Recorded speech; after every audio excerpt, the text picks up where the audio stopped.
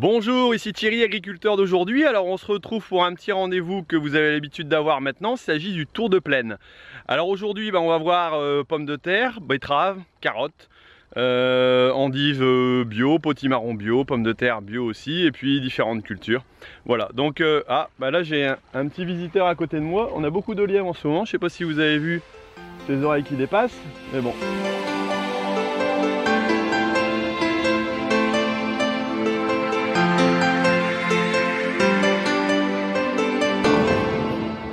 Alors, particularité ici, on est arrivé mi-août et on s'est pris un orage de 45 mm il y a 2 jours maintenant, donc qui a bien mouillé, qui a fait raviner un petit peu, mais bon, dans l'ensemble pas trop, il n'y a pas trop de dégâts. Il y a quelques secteurs quand même où il y a des dégâts, où il y a des pommes de terre par exemple qui ont bien morflé, les buttes ont été carrément détruites. Et là derrière moi, il y a un parcelle, et là vous voyez la vidéo juste après l'orage à quoi ça ressemblait.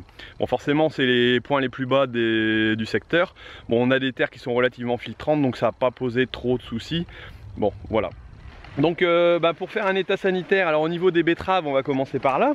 Là on se retrouve donc dans les betteraves qui ont a priori bien profité des pluies et de l'orage. Alors il y a une intervention qui avait été faite en fongicide, étant donné que les seuils d'intervention étaient arrivés, j'allais dire, à terme, entre guillemets. Donc on voyait un peu de maladies à droite à gauche. Bon, on voit qu'ils ont bien repris quand même, donc c'est plutôt sympa. Et là on voit des betteraves qui sont en bon état sanitaire. Alors ici, en passant à côté de Chardon, ouais voilà, c'est pas très glorieux, mais bon, ça arrive. Il va falloir que je m'occupe de ça aussi. On a ici des pommes de terre qui sont les plus avancées, alors qui sont de variété Artémis, et qui sont bien avancées au niveau maturité. On voit ce qu'on appelle la sénescence. Alors la sénescence, c'est la fin de vie, simplement, de la plante. Alors plusieurs prélèvements ont déjà été faits. Ici c'est une parcelle qui a été irriguée et on m'annonce un rendement potentiel de 60 tonnes net. Alors pour l'année ça me paraît énorme, mais bon, on verra le résultat. Mais si ça n'avait pas été irrigué, j'ai vu beaucoup de parcelles qui étaient dans un état catastrophique. Donc là, petit souci de temps en temps, on voit une pomme de terre en surface, donc il va y avoir quelques vertes. Ça peut être gênant. Alors peut-être que l'orage n'a pas aidé les choses, mais bon, voilà. Donc là j'attends le retour la semaine prochaine du contrôle, entre guillemets, des pesées et puis des matières sèches pour voir si on arrive à des taux de matières sèches plus élevés. Là on n'était qu'à 17. Alors la pomme de terre au niveau qualité aussi se mesure selon sa matière sèche.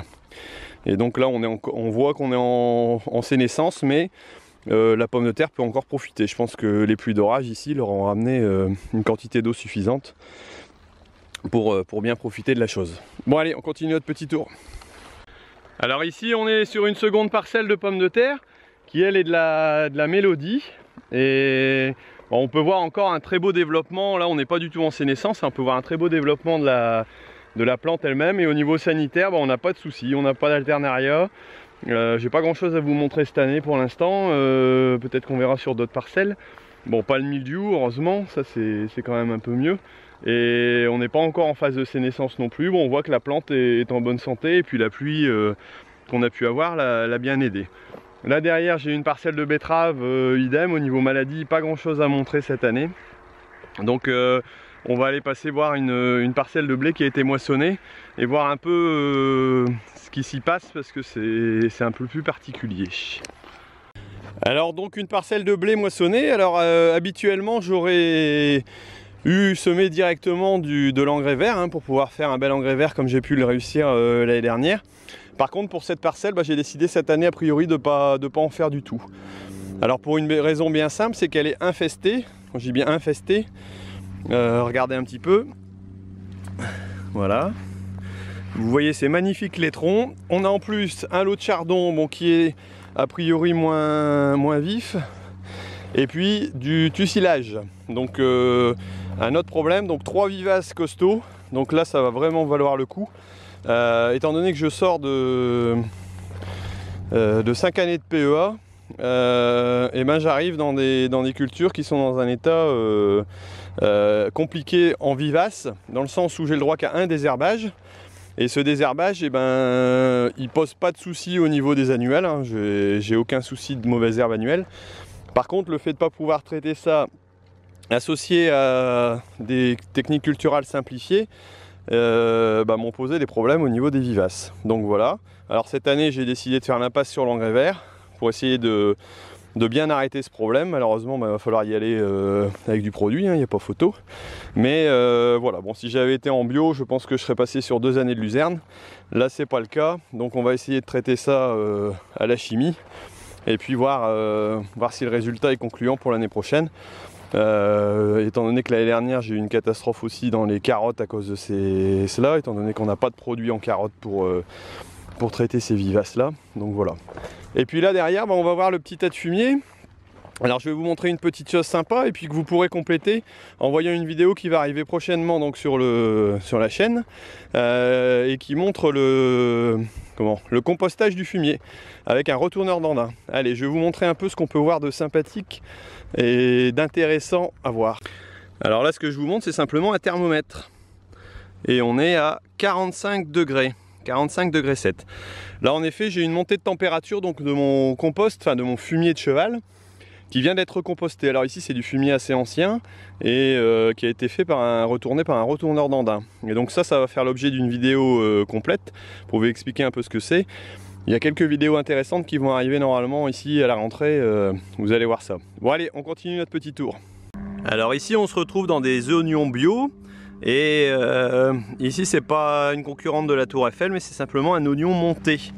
Alors c'est une variété ici qui a tendance à être sensible à la montée. Bon, on en a quelques-unes à droite à gauche, hein, rien de très grave qu'on va devoir peut-être enlever ou pas. Mais bon, par contre ce qu'on peut remarquer c'est que bon, en dehors du fait qu'il y ait encore un peu de mauvaises herbes, mais bon pas énormément, on voit que toutes les tiges sont couchées quasiment. Donc par rapport à la dernière fois, je pense que là, on constate que la base est creuse ici, en bas. Donc ce qui veut dire qu'il est arrivé à maturité, donc il peut grossir encore un petit peu, mais par rapport à celui-là qui est encore rigide, qui n'est pas encore tout à fait à maturité. Alors ici par contre, on a des taches, alors je ne sais pas dire, mais je pense pas que ce soit de l'oïdium. Alors est-ce que c'est un coup de grêle aussi, est-ce que c'est plus marqué sur le côté qui a reçu l'eau que l'autre, parce qu'on a eu quelques grêles aussi et donc la culture est bien couchée. On voit que l'orage quand même a bien tapé, les 45 mm ont bien donné là-dessus. Bon, et puis après ce qu'on peut constater c'est qu'au niveau calibre, ça commence à devenir très intéressant. Voilà, au niveau des oignons, bon, on a quelques plus petits, hein, mais bon, on voit qu'on approche une certaine maturité quand même. Donc ce sera sûrement pas récolté trop tard cette année. On a l'air d'avoir un calibre sympathique, donc ça devrait aller à ce niveau là. Allez, on continue dans notre culture bio. Alors là donc on est dans un champ de pommes de terre qui a été brûlé donc au brûleur thermique. Je viens de remarquer quelque chose d'assez embêtant, c'est que on a beaucoup de pommes de terre qui sont sorties de leur logement, ou plutôt qui sont découvertes. Alors l'orage a dû nuire un petit peu par rapport à... Voilà, par exemple. Alors on voit le type de terre aussi, hein, c'est de la craie, c'est blanc. Mais en plus on a quelques cailloux ici.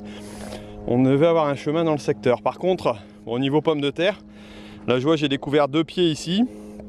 Alors là j'ai 16 pommes de terre au pied à chaque fois, avec des calibres très équilibrés, très beaux. Pour de la chair ferme ça va être impeccable. C'est une variété Alliance, hein.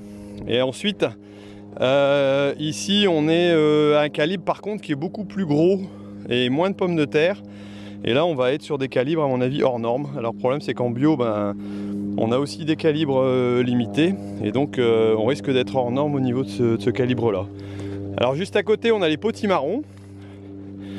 Là on a un bel exemple, alors qui est bien en état. Alors ce que je remarque aussi c'est que vous voyez sur la fleur il y a un insecte dont je ne dirai pas le nom parce que je ne le connais pas simplement. Et je remarque que la floraison a redémarré. Alors là, je trouvais que les fleurs étaient assez tombées en général. Mais par contre, on en a quand même beaucoup qui arrivent derrière. Bon, ce qui ne vont pas faire pas forcément des fruits, hein. Bon, ici, par pied, en moyenne, d'après ce que je peux constater, on a 3 fruits qui devraient se tenir à peu près. Voilà. Là, on commence à devenir à maturité un peu plus. Ici, on est un peu jaune, donc c'est pas encore assez grossi.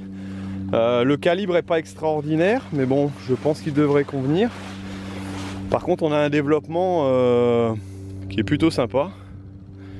Voilà, bon, je pense que les pluies d'orage ont bien aidé là-dessus parce que on a beau irriguer, mais ça vaut pas une pluie qui alimente, et ça va bien aider au grossissement des fruits qui sont à la base. Alors ici, on a deux petits fruits pour ce pied-là. Ici, c'est pareil. Par endroit, on en a 3. Voilà. Bon, allez, on continue notre petit tour. Alors, autre parcelle bio, ici la luzerne qui est en train de faire son petit bonhomme de chemin. On voit qu'on arrive aussi à début de floraison pour une partie. Qui grandit bien aussi, qui a profité de la pluie. Et là, ici, on est dans une parcelle d'endives. Alors, qui est un peu chargée en kénopodes. Mais bon, il y a un binage qui a été refait récemment. Et ensuite un arrosage juste avant les pluies. Mais bon, on a un développement d'endives qui est tout à fait superbe. Après, le fait d'avoir des kénopodes à l'intérieur, forcément c'est dû à la bio, mais bon, on peut être tolérant sur ce genre de présentation, même si on préférerait ne pas en avoir. Voilà. Alors ici, on est dans un champ de chaume de blé bio. Vous avez pu voir dans les précédents tours de plaine. Alors bon, je voulais vous le montrer parce qu'il avait été fait un essai de semis de trèfle blanc à la volée au printemps, et qui n'a pas fonctionné. Donc je pense que c'est le printemps assez sec quand même qui a causé ce problème là, et donc le couvert n'a pas pris, et donc on l'a retourné simplement parce qu'il est inutile de laisser ça. Et simplement dire qu'ici on avait fait un rendement de 65 quintaux sur un blé, ce qui est à mon avis correct pour le secteur et pour l'année. On va pas s'en plaindre. Voilà, allez, on passe à d'autres cultures. Alors ici, on va terminer notre tour de plaine par les carottes, et un essai particulier qui avait été fait, c'est-à-dire le mélange de carottes et de pommes de terre. Non, bien sûr, c'est une bêtise. Vous avez vu le champ de carottes en début de saison qui était envahi de raies gras. Le rais gras, pas de problème pour le tuer. Ça a été, par contre, j'ai un problème de repousse de pommes de terre. Alors, pas de binose adéquate pour pouvoir le faire. L'année prochaine, on va investir là-dedans parce que je pense que ça va être indispensable pour nous. Et là, donc, on va pouvoir voir simplement que les pommes de terre poussent très bien. Alors, pourquoi? Parce que déjà, les produits de traitement que l'on met à carottes sont les mêmes que ceux qu'on utilise pour les pommes de terre. En plus, j'ai loupé mon premier désherbage en prélevé, donc ce qui fait que j'ai eu des étuses qu'on s'amuse encore à ramasser à la main pour essayer de dégager au maximum et d'éviter la surpopulation. Et là, on a simplement un développement des pommes de terre dans les carottes. Alors, c'est assez compliqué à gérer cette année, étant donné qu'on a qu'on n'a pas eu de mildiou. Alors souvent c'est par là qu'elles s'en vont. Par contre, quand je dis qu'on n'a pas eu de mildiou, je regarde, je jette un œil, mais non, je pense pas que ça en soit. Voilà, je regarde, non, ça paraît pas être du mildiou. Et donc on n'a pas de mildiou du tout, et donc on a un développement des pommes de terre extraordinaire. Alors je vais faire une double récolte. Alors le souci qui va se poser, ça va être le triage à faire. De toute façon, je peux pas éliminer les pommes de terre dans l'état où elles sont. Donc j'ai un peu d'autres mauvaises herbes à droite à gauche, étant donné que j'ai raté mes désherbages prélevés. Mais bon, dans l'ensemble, la carotte se porte pas trop mal. Alors ce que j'espère, c'est qu'une fois que les pommes de terre vont arriver en sénescence, la carotte va reprendre le dessus. Sinon, bon voilà, au niveau modèle, je vois, j'ai pas trop à me plaindre. On est sur un beau modèle de carotte malgré un feuillage relativement limité. Mais bon, voilà. Donc ça, on va pouvoir le voir par la suite, suivre un petit peu ce truc-là. Et puis, écoutez, je vous dis simplement à la semaine prochaine pour une nouvelle vidéo. Alors, il y aura sûrement quelque chose d'assez nouveau, étant donné que je démarre ma chaîne Agriculteur Bio, comme vous savez sûrement, et qui va démarrer sérieusement là en septembre. Et donc je vais vous faire des vidéos pour vous montrer un peu des outils, des techniques, des façons de faire qui se rapprochent de la bio, mais qui pourraient très bien être vues en conventionnel, et donc seront intéressantes à voir à mon avis pour tout le monde. Bon écoutez, je vous laisse, et puis je vous dis à la semaine prochaine sur Agriculteur d'aujourd'hui. Allez, salut!